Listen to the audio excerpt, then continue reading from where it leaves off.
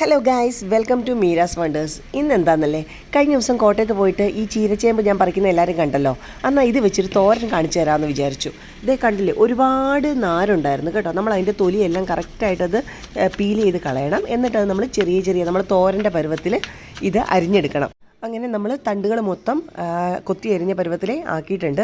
അത് കഴിഞ്ഞിട്ട് നമ്മൾ ഇല അരിയാൻ പോവാണ്. ഞാൻ എല്ലാ ഇലയും കൂടെ കൂട്ടി പിടിച്ച് ഒന്നിച്ച് വെച്ചാണ് അരിയുന്നത്. അരിഞ്ഞ് കഴിഞ്ഞപ്പോഴാണ് കേട്ടോ എനിക്ക് മനസ്സിലായത് ഇത്തിരിയും കൂടെ വേണമെങ്കിൽ ചെറുതാക്കാമായിരുന്നു എന്ന്. ഇത് ഞാൻ എല്ലാം കൂടെ കൂട്ടി പിടിച്ച് ചുരുട്ടിയെടുത്ത് അത് നമ്മൾ കുനുകുനാന്ന് അരിഞ്ഞെടുക്കുക ചെയ്തത്. ഈ ചേമ്പ് പറിക്കുന്ന വീഡിയോ കണ്ടപ്പോൾ ഉണ്ടല്ലോ, എൻ്റെ ഓഫീസിൻ്റെ താഴത്തെ വിമലാൻറ്റി എന്നോട് ചോദിച്ചു, മീര ഇത് ചീരച്ചേമ്പല്ലേ, എനിക്കൂടെ ഒരു തൈ തരാമോ എന്ന്. തീർച്ചയായും ഞാനത് തൈ നട്ടിട്ടുണ്ട്. അത് വളർന്നു കഴിയുമ്പോൾ ആൻറ്റിക്ക് കൊടുക്കും. അതേമാതിരി ഇവിടെ പനമ്പള്ളി നഗർ ഭാഗത്തുള്ള ആർക്കെങ്കിലും ഇതിൻ്റെ തൈ വേണമെന്നുണ്ടെങ്കിൽ ഞാൻ കുറച്ചെണ്ണം നട്ടിട്ടുണ്ട്. വലുതാകുമ്പോൾ ഞാൻ എല്ലാവർക്കും തരാം. കാരണം ഇത് ഒത്തിരി നമുക്ക് കാണാൻ കിട്ടുന്നതല്ലല്ലോ.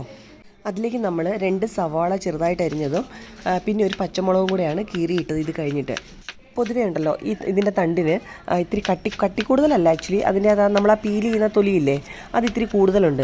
അന്ന് മമ്മി എൻ്റെ അടുക്കൽ ഇത് ഉണ്ടാക്കിയിട്ട് ശരിയായില്ല, പപ്പയ്ക്ക് ഇഷ്ടപ്പെട്ടില്ല എന്ന് പറഞ്ഞപ്പോൾ ഉണ്ടല്ലോ എനിക്കത് മനസ്സിലായില്ല. ഞാനിത് ഉണ്ടാക്കാൻ എടുത്തപ്പോഴാണ് കേട്ടോ ഒരുപാട് തൊലി ഉണ്ടായിരുന്നു. അത് നമ്മൾ നന്നായിട്ട് റിമൂവ് ചെയ്താൽ മാത്രമേ ഉള്ളൂ നമുക്ക് നല്ല അടിപൊളി ടേസ്റ്റ്ലി സാധനം ഉണ്ടാക്കാൻ പറ്റുള്ളൂ. അങ്ങനെ ഞാനതെല്ലാം അരിഞ്ഞ് ഇതേ ചീനിച്ചട്ടി അടുപ്പേ വെച്ച് കടുകും പൊട്ടിച്ച് അതിൻ്റെ അകത്ത് കടുക് പൊട്ടിച്ചപ്പോൾ നമ്മൾ നോർമലി കറിവേപ്പില ഉണ്ടായിരുന്നില്ല, ഉള്ളിയും ചുവന്ന മുളകും മാത്രമേ ഇട്ട് പൊട്ടിച്ചതേ ഉള്ളൂ. അതിൻ്റെ അകത്തോട്ട് നമ്മളിത് ഒന്നിച്ച് ഇതെല്ലാം കൂടെ ഇട്ട് അതിനകത്ത് ലേശം ഉപ്പും മഞ്ഞപ്പൊടിയും മാത്രമേ ഞാൻ ആദ്യം ചേർത്തുള്ളൂ. അത് കഴിഞ്ഞിട്ട് ഇത് ഇളക്കി അടച്ച് വെച്ച് വെള്ളമൊന്നും ഒഴിക്കേണ്ട ആവശ്യമേ ഉണ്ടായിരുന്നില്ല. ലോ ഫ്ലെയിമിൽ നമ്മൾ ഇട്ടാൽ മാത്രം മതി. അങ്ങനെ ഒരു 10 മിനിറ്റ് ഇട്ട് കഴിഞ്ഞപ്പോഴത്തേനും അത് റെഡിയായ സമയത്ത് ലേശം തേങ്ങ എടുത്ത് ജസ്റ്റ് ചതച്ച് അതിൻ്റെ അകത്തോട്ട് ചേർക്കുക മാത്രമാണ് ചെയ്തത്. ഗൈസ്, ഞാൻ വീട്ടിൽ നിന്ന് കൊണ്ടുവന്ന 2 വാഴക്കൊല ഇപ്പം നിങ്ങൾക്ക് കാണാൻ പറ്റും. ഈ വീഡിയോ പോസ്റ്റ് ചെയ്യുന്ന ദിവസം ഉണ്ടല്ലോ, അതിൽ ഒരു കൊല നന്നായിട്ട് പഴുത്ത്, അതും മറ്റേ കൊല നമ്മൾ കറി വെക്കുന്ന പരുവമാണ്. അപ്പോൾ അത് ഞാൻ എൻ്റെ നെയ്ബേഴ്സിനൊക്കെ ഞാൻ കൊടുത്തു. എല്ലാവരും ഭയങ്കര ഹാപ്പി ആയിരുന്നു പഴം കിട്ടിയപ്പോൾ.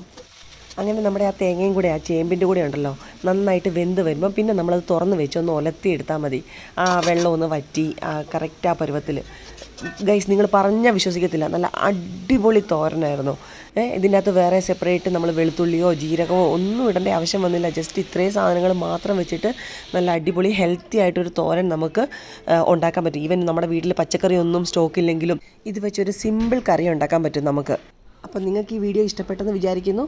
ഇഷ്ടപ്പെട്ടിട്ടുണ്ടെങ്കിൽ തീർച്ചയായും സബ്സ്ക്രൈബ് ചെയ്യുക. അപ്പോൾ ഞാൻ മറ്റൊരു വീഡിയോ ആയിട്ട് വീണ്ടും വരാം. ബൈ.